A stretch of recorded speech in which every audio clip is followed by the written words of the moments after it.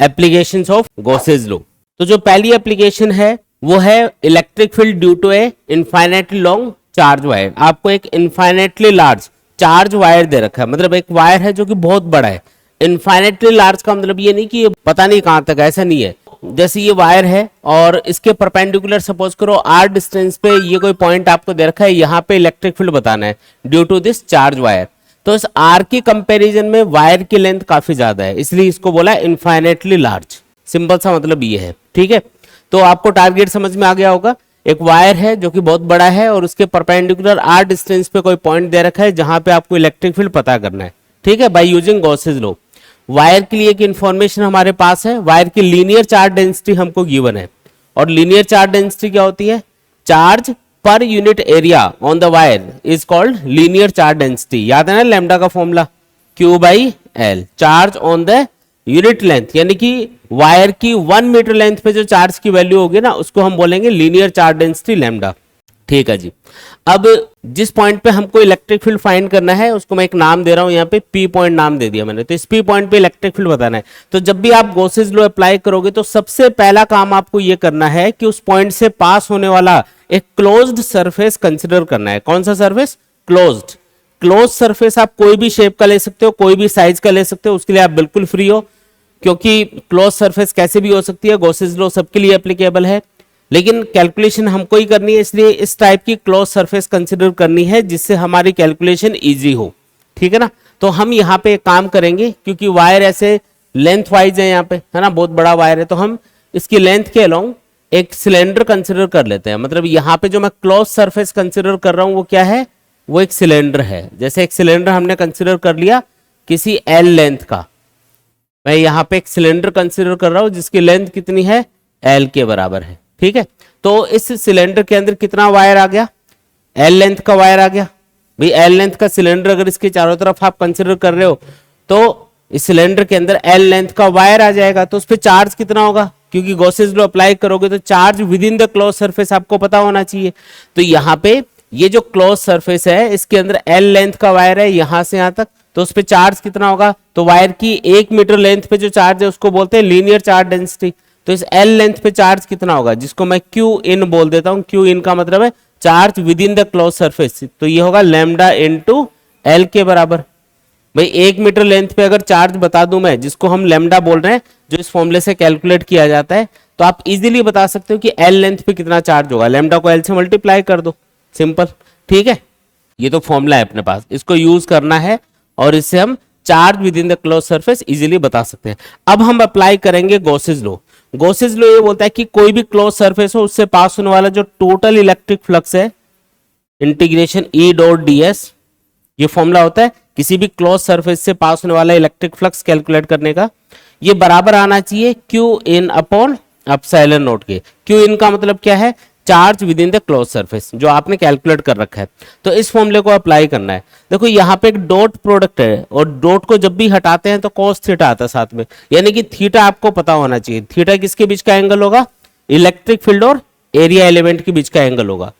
तो यहाँ पे आप एक काम करो, ये जो सिलेंडर है इसमें आप देख सकते हो कि 3 अलग अलग पोर्शन है। एक तो इधर वाला सर्कुलर पोर्शन, एक इधर वाला सर्कुलर पोर्शन और एक ये कर्व्ड सरफेस, देख रहे हो आप। एक ये सर्कुलर पोर्शन है, एक इधर सर्कुलर पोर्शन और एक क्या होगा? ऐसे कर्व्ड सरफेस होगी।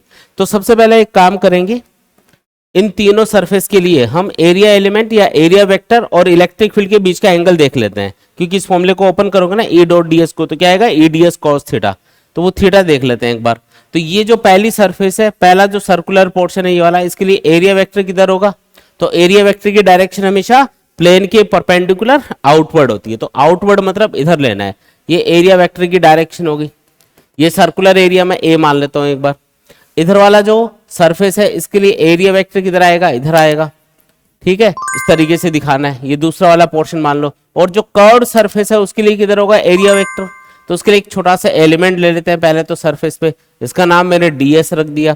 इसकी डायरेक्शन क्या होगी? प्लेन के परपेंडिकुलर आउटवर्ड। इस तरीके से प्लेन के परपेंडिकुलर आउटवर्ड। और क्योंकि एक स्मॉल एरिया एलिमेंट है इसलिए इसकी डायरेक्शन बताने के लिए हम एक नॉर्मल यूनिट वेक्टर यूज करते हैं, तो उससे हमने इसकी डायरेक्शन बता दी। अब बताओ कि इलेक्ट्रिक फील्ड किधर होगा? क्योंकि इलेक्ट्रिक फील्ड के साथ में हम एरिया वेक्टर का एंगल चेक करेंगे। तो इलेक्ट्रिक फील्ड, क्योंकि देखो वायर पे पॉजिटिव चार्ज है, जैसे एक वायर है और उस पे पॉजिटिव चार्ज है, तो इसका इलेक्ट्रिक फील्ड चारों तरफ आउटवर्ड डायरेक्शन में आएगा। किधर आएगा? पॉजिटिव चार्ज के लिए इलेक्ट्रिक फील्ड आउटवर्ड होता है, नेगेटिव चार्ज के लिए इनवर्ड होता है। तो क्योंकि वायर पे पॉजिटिव चार्ज है तो चारों तरफ इलेक्ट्रिक फील्ड आउटवर्ड होगा। इधर भी आउटवर्ड, अगर ऊपर की तरफ देखोगे तो ऊपर आउटवर्ड, बाहर की तरफ यहाँ पे इधर देखोगे तो इधर आउटवर्ड, नीचे की तरफ देखोगे तो नीचे आउटवर्ड, चारों तरफ आउटवर्ड डायरेक्शन में इलेक्ट्रिक फील्ड की डायरेक्शन आएगी। अब आप एक बात बताओ, पहली सरफेस के लिए, पहले सर्कुलर पोर्शन के लिए इलेक्ट्रिक फील्ड और एरिया वेक्टर के बीच का एंगल कितना है? 90 डिग्री है ना। और दूसरे वाले पोर्शन के लिए बताओ, तो इसके लिए वायर के परपेंडिकुलर आप इलेक्ट्रिक फील्ड कंसीडर करोगे तो इलेक्ट्रिक फील्ड और एरिया वेक्टर यहाँ पे भी क्या होगा? 90 डिग्री एंगल पे होगा। फिर इस कर्व्ड पोर्शन के लिए देखोगे तो यहाँ पे देखो वायर पे पॉजिटिव चार्ज है और पॉजिटिव चार्ज की वजह से जो इलेक्ट्रिक फील्ड आएगा वो आउटवर्ड आएगा, ऐसे परपेंडिकुलर आउटवर्ड डायरेक्शन में आएगा, वायर के परपेंडिकुलर आउटवर्ड। और आप देख सकते हो कि एरिया एलिमेंट की डायरेक्शन और इलेक्ट्रिक फील्ड सेम डायरेक्शन में, इसलिए थीटा कितना हो गया? 0 डिग्री हो गया। तो तीनों पोर्शन के लिए, कर्व्ड सरफेस के लिए, दोनों सर्कुलर पोर्शन के लिए थीटा हमको पता चल चुका है। तो सिंपल कैलकुलेशन है, बाकी अब देखो सिंपली कैलकुलेट कर लेंगे। इस फॉर्मूले को ओपन करो, ई डॉट डी एस को ओपन करोगे तो क्या आएगा? ई डी एस कॉस थीटा। लेकिन थीटा तो तीनों पोर्शन के लिए अलग अलग है, तो इसको 3 पार्ट्स में लिख लो। इसी टर्म को आप 3 अलग अलग पार्ट्स में लिख लो। जैसे आप क्या लिखोगे, सबसे पहले आपको लिखना है पहले पार्ट के लिए यानी फर्स्ट सर्कुलर पोर्शन के लिए ई डी एस कॉस 90, है ना। फिर प्लस दूसरा वाला पोर्शन ये है, इसके लिए भी थीटा 90 है, तो E D S cos 90 plus तीसरा पोर्शन कौन सा है? कर्व्ड सरफेस, उसके लिए क्या लिखोगे? E D S cos 0 equal to क्या आएगा? Q N upon epsilon nought, है ना। ये मैंने लिख दिया। अब देखो यहाँ पे इंटीग्रेशन के ऊपर सर्कल का सिंबल लगाया हुआ है, यहाँ पे नहीं लगाया। क्यों? क्योंकि यहाँ पे क्लोज सरफेस को ये वाली टर्म रिप्रेजेंट कर रही है कि क्लोज सरफेस के लिए आप टोटल फ्लक्स फाइंड कर रहे हो। लेकिन जब आप इसको 3 अलग अलग पार्ट्स में डिवाइड कर दोगे तो फिर तो वो क्लोज सरफेस नहीं रही ना, इसलिए आपको इनके ऊपर जो सर्कल का सिंबल है वो नहीं लगाना है अब, ठीक है। cos 90 कितना होता है? 0। तो ये वाली टर्म तो पूरी 0 हो गई, ये वाली टर्म भी पूरी 0, बस ये बचा। थर्ड पोर्शन के लिए क्या बचा? ई डी एस और cos 0 1 होता है, तो equal to Q N upon epsilon naught आ गया, ठीक है। ई हमको फाइंड करना है, वायर के परपेंडिकुलर आर डिस्टेंस पे यहाँ पे इलेक्ट्रिक फील्ड फाइंड करना है, इसीलिए हम गॉसेस लॉ यूज कर रहे हैं यहाँ पे। तो ई को तो कांस्टेंट मान के आप इंटीग्रेशन से बाहर लिख दो। कांस्टेंट क्यों माना?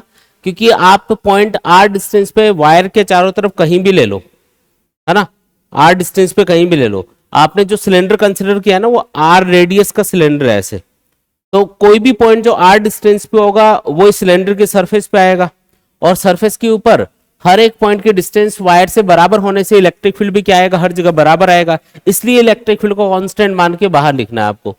क्या बचा फिर? Integration ds equal to Q N upon epsilon nought. अब वैल्यू पुट करेंगे, देखो ये जो ds है, integration ds for the third surface. Third surface कौन सी है? ये जो कर्व्ड सरफेस है ना, इसको हम थर्ड सरफेस बोलना है।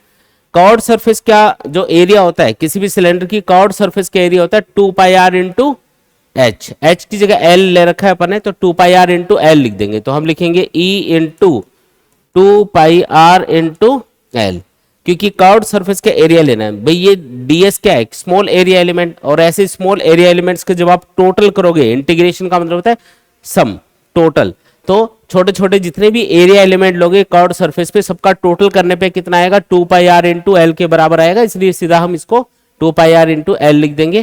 क्यों? इनकी वैल्यू हमने अभी कैलकुलेट करी थी, lambda into L divided by epsilon not. देखो एल दोनों साइड में कैंसिल हो गया, मतलब कितनी लेंथ का सिलेंडर हमने लिया है वो यहाँ पे मैटर नहीं करेगा, एल दोनों साइड में कैंसिल हो चुका है। तो ई कितना आएगा? ई आएगा lambda upon 2 pi epsilon nought R. और एक चीज नोटिस करो कि इलेक्ट्रिक फील्ड की वैल्यू आर की क्या आ रही है? इनवर्सली प्रोपोर्शनल आ रही है। वैसे तो पॉइंट चार्ज के लिए जो इलेक्ट्रिक फील्ड होता है वो तो है के क्यू बाई आर स्क्वायर, और वो आर स्क्वायर के इनवर्सली प्रोपोर्शनल होता है, जबकि लीनियर चार्ज के लिए, एक वायर के लिए जो इलेक्ट्रिक फील्ड है वो आर की इनवर्सली प्रोपोर्शनल आ रहा है, ना कि आर स्क्वायर के। इंपॉर्टेंट पॉइंट है, ऑब्जेक्टिव क्वेश्चंस में या छोटे क्वेश्चंस में ये बात पूछी जाती है, ठीक है। आप इसको ऐसे भी लिख सकते हो, देखो ऊपर और नीचे अगर मैं इसको 2 से मल्टीप्लाई कर दूं फॉर्मूले को, ऊपर भी और नीचे भी, तो क्या बनेगा?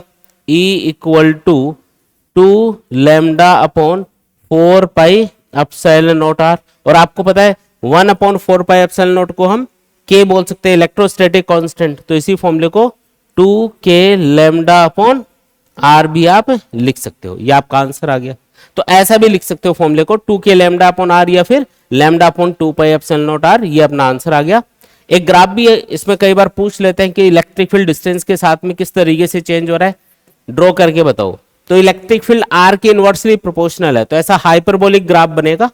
इस टाइप का एक ग्राफ बन जाएगा जो ये बताएगा कि ई की वैल्यू आर की क्या है, इनवर्सली प्रोपोर्शनल है। जैसे जैसे आर बढ़ेगा इलेक्ट्रिक फील्ड क्या होता जाएगा, कम होता जाएगा यहाँ पे। ठीक है, बिल्कुल सिंपल सी कैलकुलेशन है, बता सकते हैं ऐसे। तो ये डेरिवेशन हो गया, काफी इंपॉर्टेंट है, स्टार भी लगा लो इसके ऊपर। और किसी भी स्टेप में डाउट या कंफ्यूजन है तो एक बार बता दो। चलें आगे। देखो एक क्वेश्चन दिया हुआ है, a plastic rod of length 2 metre and radius 3.6 millimetre carries a negative charge of 3.8 into 10⁻⁷ coulomb which is spread uniformly over its surface. What is the electric field near the midpoint of the road on its surface? देखो एक plastic road की ये बात कर रहा है और ये बोल रहा है कि उसके ऊपर कितना चार्ज है। ये लेंथ आपको बता रखी है 2.2 मीटर और रेडियस कितनी बता रखी है इसकी 3.6 मिलीमीटर, बहुत कम है, रेडियस काफी कम है। और नेगेटिव चार्ज कितना है इसके ऊपर, ये है 3.8 into 10⁻⁷ कूलम। पूछा है कि इस रोड के मिड पॉइंट के ऊपर सरफेस पे, मतलब यहाँ पे रोड का जो मिड पॉइंट होगा ना वहां पे सरफेस के ऊपर इलेक्ट्रिक फील्ड कितना होगा। जो प्लास्टिक की रोड है काफी पतली है ना, लंबी है और काफी पतली है। देखो लेंथ तो है 2.2 मीटर और रेडियस है सिर्फ 3.6 मिलीमीटर, बहुत कम है। तो ऐसे पतली सी रोड है, एक वायर मान लो, और उसके सरफेस पे चार्ज है। देखो सरफेस पे चार्ज होने का मतलब है चारों तरफ सरफेस पे चार्ज होगा। तो आप थोड़ा सिंपल करने के लिए कैलकुलेशन एक काम कर सकते हो, जितना भी चार्ज है उसको इस वायर की एक्सिस के अलोंग एज्यूम कर लो। ये जो एक्सिस होगी ना इसके ऊपर हम सारा का सारा नेगेटिव चार्ज कंसिडर कर लेंगे, इससे कैलकुलेशन इजी हो जाएगी अपनी, है ना। अब बताओ कि एक्सिस से कितना दूरी पे हमको इलेक्ट्रिक फील्ड फाइंड करना है, तो ये दूरी क्या होगी, रेडियस के बराबर होगी। तो चार्ज तो कहां पे मान लिया, ये जो प्लास्टिक की रोड है इसकी एक्सिस के ऊपर, और उससे आर डिस्टेंस पे हमको इलेक्ट्रिक फील्ड बताना है। क्योंकि रेडियस की कंपैरिजन में वायर की या इस रोड की लेंथ काफी ज्यादा है, तो हम इसको थिन वायर एज्यूम कर सकते हैं। और अभी जो हमने फॉर्मूला डिराइव किया था इलेक्ट्रिक फील्ड का, वो हम डायरेक्टली लगा सकते हैं। क्या फॉर्मूला था, E = lambda upon 2 pi epsilon nought R, या फिर आप क्या लिख सकते हो, E = 2k lambda upon R. लेकिन लैम्डा तो गिवन ही नहीं है क्वेश्चन में, लैम्डा तो गिवन ही नहीं है। तो एक काम करो, लैम्डा का फॉर्मूला क्या होता है, लैम्डा का फॉर्मूला होता है Q/L, लगा दो भाई। लैम्डा मतलब linear charge density, linear charge density क्या होती है Q/L, ये इसका फॉर्मूला होता है। लगा दो फॉर्मूला डायरेक्टली। K की वैल्यू 9 into 10⁻⁹ ले लेंगे। चार्ज कितना है भाई, चार्ज है 3.8 into 10⁻⁷ coulomb, divided by R कितना है 3.6 मिलीमीटर, मिली मतलब 10⁻³ लेंथ कितनी है 2.2 मीटर, है ना। यूनिट्स का ध्यान रखेंगे, अगर कोई जो टर्म है वो ऐसा यूनिट में नहीं है तो उसको कन्वर्ट कर लेना। ये आपकी कैलकुलेशन है, ये आप कर सकते हो। तो यहां से आंसर आ जाएगा कि कितना इलेक्ट्रिक फील्ड हमें आर डिस्टेंस पे यानी कि इसकी सरफेस पे मिलने वाला है। ठीक है, आसान एकदम, ठीक, फॉर्मूला बेस्ड क्वेश्चन एकदम। देखो आगे बढ़ते हैं, नेक्स्ट क्वेश्चन देखो, एन इनफाइनाइट लीनियर चार्ज या line charge produced a electric field of 9 into 10⁻⁴ newton per coulomb at a distance of 4 centimetre, calculate the linear charge density. तो आपको लीनियर चार्ज डेंसिटी बतानी है। अब लीनियर चार्ज डेंसिटी का formula क्या होता है, लैम्डा = Q/L। लेकिन चार्ज दे ही नहीं रखा, ना हमें एल दे रखा है, हमें तो ये बता रखा है कि इलेक्ट्रिक फील्ड कितना मिल रहा है हमको 9 into 10⁻⁴ न्यूटन पर कूलम मिल रहा है, और कितना दूरी पे मिल रहा है 4 सेंटीमीटर डिस्टेंस पे मिल रहा है।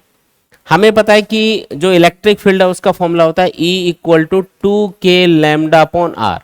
तो क्या हम लीनियर चार्ज डेंसिटी बता सकते हैं, लैम्डा इजीली बता सकते हैं, कोई दिक्कत वाली बात नहीं है। E × R divided by 2 × K, ये लो जी आंसर आ जाएगा। E कितना है 9 into 10⁻⁴, R कितना बता रखा है 4, सेंटीमीटर को मीटर में कैसे चेंज करेंगे, 10⁻⁻² से मल्टीप्लाई कर देंगे। के आपको पता ही है 9 × 10⁻⁹ कर लोगे इसको सॉल्व। 9 से 9 तो वैसे ही कैंसिल हो गया, सीधे से ये कैलकुलेशन ये आ जाएगा 2 × 10 की पावर कितना, ये ऊपर जाएगा, देखो ये प्लस का 2 बचेगा यानी कि माइनस का 7 यानी कि कूलाम पर मीटर। लैम्डा आया 2 × 10⁻⁻7 कूलाम पर मीटर, ये अपना आंसर होगा। देखो आगे बढ़ते हैं, नेक्स्ट देखो, an infinitely long positively charge straight wire has a linear charge density lambda coulomb per metre, an electron is revolving around the wire as its centre with a constant velocity in a circular plane perpendicular to the wire. मतलब wire के perpendicular एक plane है और उसमें circular path पे एक electron घूम रहा है ऐसे, जैसा कि डायग्राम में दिखा रखा है। Deduce the expression for its kinetic energy, तो इसकी काइनेटिक एनर्जी बतानी है, तो उसके लिए इसकी स्पीड पता होनी चाहिए। मान लो ये v स्पीड से घूम रहा है इलेक्ट्रॉन ऐसे सर्कुलर पाथ पे। अब कोई भी चीज अगर सर्कुलर पाथ पे घूमती है तो आपको पता है उसके लिए एक जरूरी कंडीशन पूरी होनी चाहिए। क्या कंडीशन पूरी होनी चाहिए, उसके ऊपर उस सर्कल के सेंटर की तरफ एक फोर्स लगना चाहिए जिसको हम बोलते हैं सेंट्रीपेटल फोर्स। अब देखो जब इलेक्ट्रॉन इस वायर के चारों तरफ घूम रहा होगा तो क्या इस सर्कल के सेंटर की तरफ उसके ऊपर कोई फोर्स लग रहा होगा, कौन सा फोर्स लगेगा बताओ। देखो वायर पे कौन सा चार्ज है, पॉजिटिव, इलेक्ट्रॉन पे कौन सा चार्ज है, नेगेटिव, तो दोनों के बीच में क्या होगा, अट्रैक्शन। तो इलेक्ट्रॉन के ऊपर एक अट्रैक्शन फोर्स वर्क करेगा वायर की तरफ और वही इसको सर्कुलर पाथ पे घुमा रहा है ऐसे। आई बात समझ में, ठीक है। कितना इलेक्ट्रिक फोर्स लग रहा होगा इसके ऊपर, तो ये किसी आर रेडियस के सर्कल पे घूम रहा है इलेक्ट्रॉन, वायर के चारों तरफ आर रेडियस के सर्कल पे घूम रहा है। इसका मतलब इलेक्ट्रॉन की दूरी कितनी है वायर से, आर है ना। तो वायर से आर दूरी पे इलेक्ट्रिक फील्ड कितना होगा, वायर से आर दूरी पे इलेक्ट्रिक फील्ड, इसका तो फॉर्मूला होता है 2k λ/r, है ना, या λ/2πε0r, ऐसा भी लिख सकते हो, ठीक। अब वायर से अगर आर डिस्टेंस पे इलेक्ट्रिक फील्ड इतना है तो वहीं पे तो इलेक्ट्रॉन घूम रहा है, आर डिस्टेंस पे तो घूम रहा है ऐसे आर रेडियस के सर्कल पे, तो उसके ऊपर कितना इलेक्ट्रिक फोर्स लग रहा होगा, तो जो फोर्स लग रहा होगा इलेक्ट्रॉन के ऊपर वो होगा Q × E के बराबर। Q मतलब चार्ज ऑफ इलेक्ट्रॉन, जिसको ज्यादातर हम स्मॉल e से डिनोट करते हैं, तो मैं इसको लिख देता हूं E × कैपिटल E, और कैपिटल E की वैल्यू है 2k λ/r, ये हमने पुट कर दिया। तो इतना फोर्स इलेक्ट्रॉन के ऊपर लग रहा होगा, ठीक है। अच्छा जी, इलेक्ट्रॉन के ऊपर इतना फोर्स लग रहा है और यही फोर्स क्या करेगा, एक सेंट्रीपेटल फोर्स की तरह काम करेगा, है ना। तो सेंट्रीपेटल फोर्स का फॉर्मूला क्या होता है, mv²/r। तो ये जो फोर्स है इलेक्ट्रोस्टैटिक फोर्स, इसको आप सेंट्रीपेटल फोर्स के बराबर लिख दो, यानी कि E × 2k λ/r equal to mv²/r लिख देंगे। r से r दोनों साइड में कैंसिल, तो v कितना आएगा, यहां से v आ जाएगा E, ये 2 आगे लिख देते हैं, काम करते हैं, 2ek λ डिवाइडेड बाई m, और इसका अंडर रूट कर देंगे, ठीक है। तो ये आ गई वेलोसिटी ऑफ इलेक्ट्रॉन। हमें तो पूछा काइनेटिक एनर्जी बताओ इलेक्ट्रॉन की, तो काइनेटिक एनर्जी का फॉर्मूला क्या होता है, बोलो, हाफ mv², हाफ mv² मतलब इसका स्क्वायर कर दो, ये आएगा 2ek λ/m, स्क्वायर करोगे तो m से m भी उड़ गया, तो काइनेटिक एनर्जी कितनी आ गई बोलो, 2, अच्छा 2 भी कैंसिल, ये 2 भी कैंसिल, तो ek λ। आप चाहो तो जो k है उसको आप क्या लिख सकते हो, 1/4πε0 लिख सकते हो, ये अपना आंसर आ गया, ठीक है। k की टर्म्स में लिखना है तो ऐसे लिख दो, और k को अगर फॉर्मूले की टर्म्स में लिखना हो 1/4πε0, तो ये आपका फाइनल आंसर होगा। वैसे यहां तक लिखना चाहिए हमको भी, k तो क्या है, इलेक्ट्रोस्टैटिक कांस्टेंट है, उसकी वैल्यू क्या होती है वो हमें लास्ट में आंसर में लिखनी चाहिए। तो इस तरीके से ये आपका फाइनल आंसर बनेगा, ये है अपना फाइनल आंसर, ठीक है। आया समझ में। वैसे बहुत सारे क्वेश्चंस आपको नोट्स के अंदर दे रखे हैं जिनके एग्जाम में आने की पॉसिबिलिटी सबसे ज्यादा होती है, या बार बार जो एग्जाम में पूछे जाते हैं। नोट्स के अंदर हर एक टॉपिक के बाद में जो क्वेश्चन दे रखा है ना उससे रिलेटेड, वो काफी इंपॉर्टेंट है। मैंने वही क्वेश्चन नोट्स में डाले हैं जो बार बार रिपीट होते हैं, या फिर उनके जैसे क्वेश्चन बार बार आते हैं एग्जाम में, ठीक है।